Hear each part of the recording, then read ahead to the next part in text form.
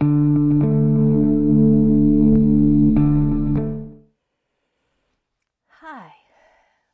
how are you?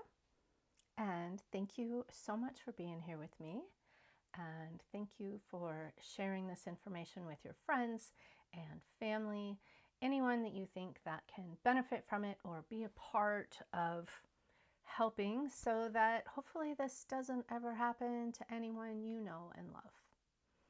So I'm Colleen Fletcher, and I am this first segment of this first series here of this podcast is my story with it. I'm almost at, if I can ever say it's an end, I understand how that sounds, but of the experiences that led up to me not seeing A anymore at all. And so after that, I really want to put forth more, I want to hear other people's stories, and I'm looking for people that want to talk about it from a professional sense, that maybe have a different aspect or a different outlook on it than what I have had as well. So that's where I'm at. If I didn't say it already, I am Colleen Fletcher, and this is my personal story of loss and deep, deep manipulation. In today's, there are two major aspects that come up with this experience that are definitions of what a cult is. And the first one is financial manipulation, and the second one is manipulating who and when and how. I guess how is in there as well, of how you can have the people in your life, whether it's friends, loved ones, or anything like that. And this is one that definitely, put the nail in the coffin. Oh, what a horrible way to say that.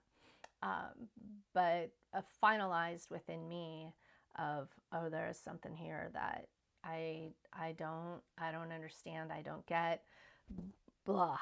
It was an intense one. So what happened was, A and I went for a walk, which was a very, very, very normal thing. It was almost a daily, sometimes twice a day, just getting together and going for a walk. And it was one of those wonderful winter walks, where the air is cold and you walk quickly to stay warm. And I could tell that things were shifting, but nothing to the degree of it. And this walk really just was vastly, vastly different. And it was the things that were said that really, really caused alarm with me. I could tell that A was not doing well. Actions were different. The gait was different with A's walk. Complete, posture, presence. Everything was so vastly different.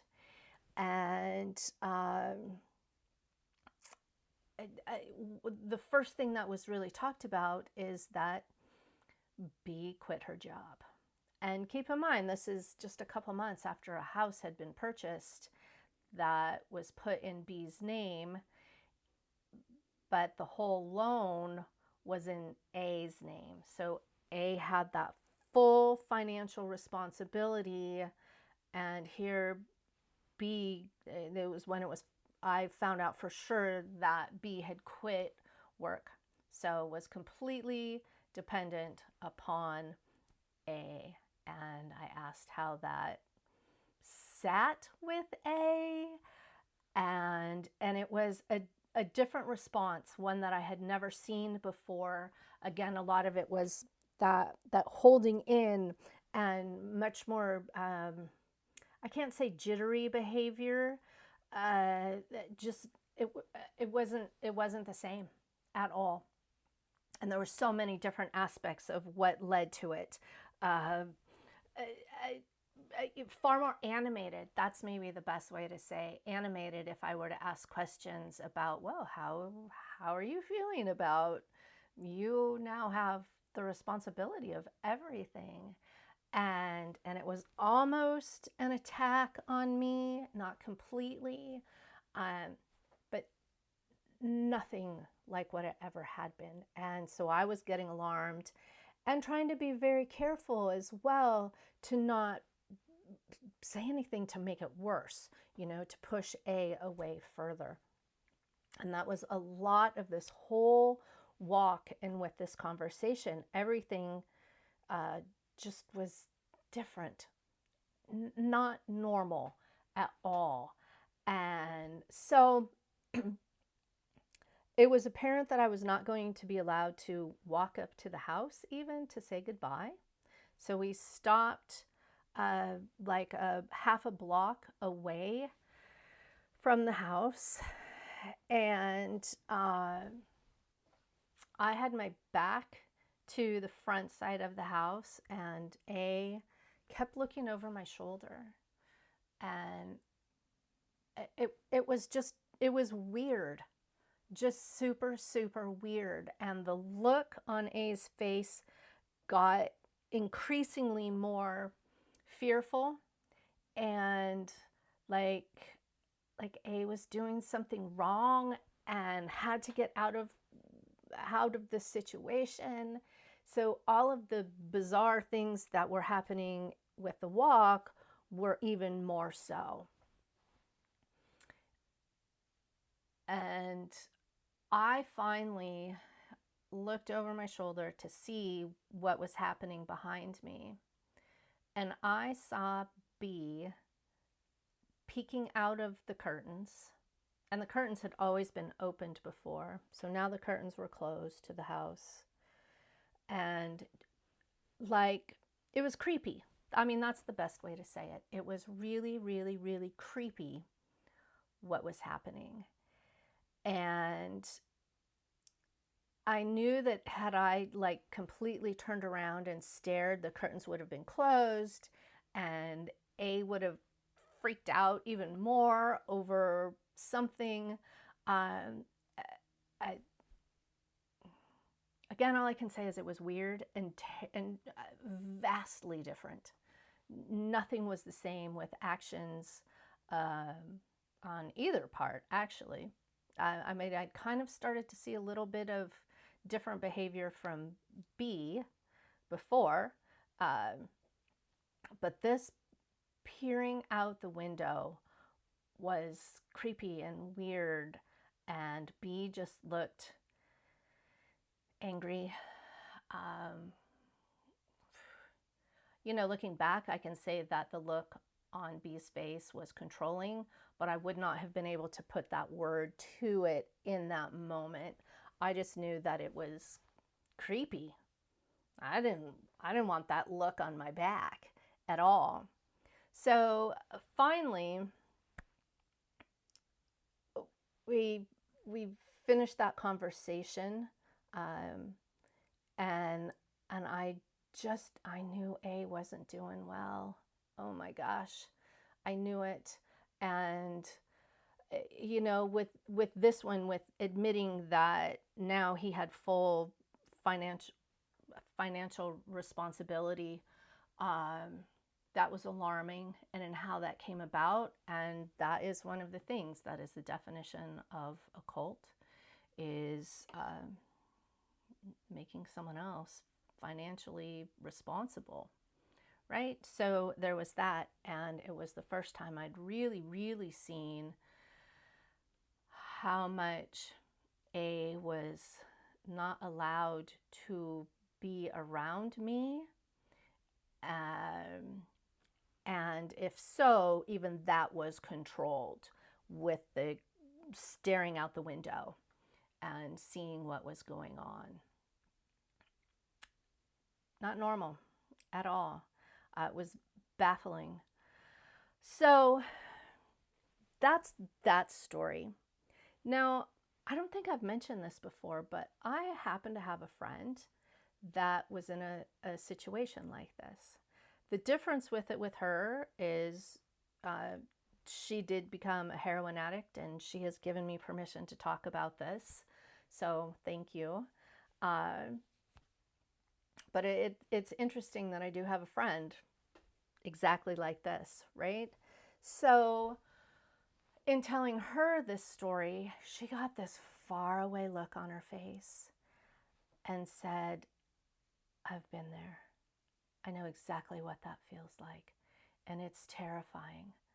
So I think because I knew that as well in talking with my friend, I wanted to be even more careful to not really frighten even more, and to turn it into a situation that could, again, at the time I didn't know where it was headed exactly, but I just didn't want to make it worse.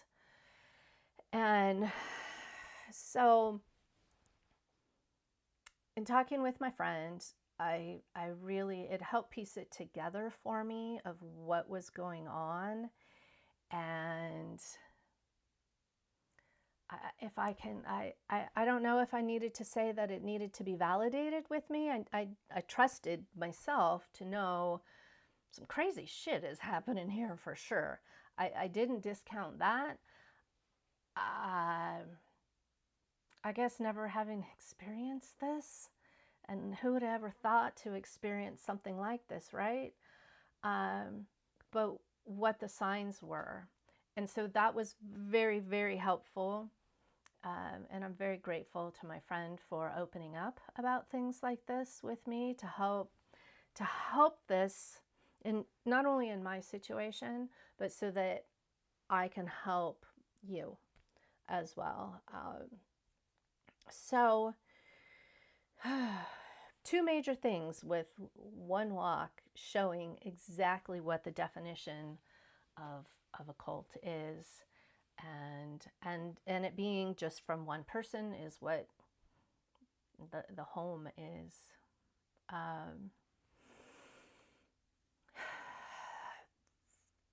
This one was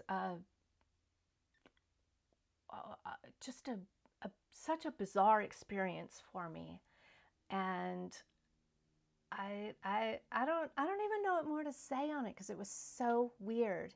Now that I have more knowledge into this, it's like such a glaring thing at me of, oh man, this is what is happening. Here are the signs. And I didn't. All I can do is move forward with kindness and love for myself, especially because that's all I can do. I can suffer more with it, which I personally feel gives B more, and I don't want that. I want to be whole and healthy throughout this situation while still having the pain of such loss. So again, what am I doing? Sharing my story so that I can help you. And if you see any situations like this, then you can reach out to me. That's fine. I am in the holistic health and wellness field, and have been for years and years. So I do have a lot of experience with a lot of my clients of manipulation with them, none to such a degree as this, but I have a lot of experience with it, a lot of training with it as well. And oh gosh, does it sometimes make me feel even worse that I didn't piece it together faster? No, because I did actually really, once things hit and once this one hit, and I have a couple more experiences here to share, and one final one, I knew something else had to be done, and I immediately started making phone calls and getting a support group, supporting for myself and figuring my own stuff out. Okay, and that's also other things that I'm going to get into with the next season of this. What did I do to help for me to get to not be destroyed over this as well. Okay, so those are things that I want to start bringing into you. Go in kindness and love. You know, whether you have something like this in your life or not, please go in kindness and love with everything. That's truly what can shift. I also want to say again that A is always welcome back, and A is deeply, deeply loved. Deeply loved.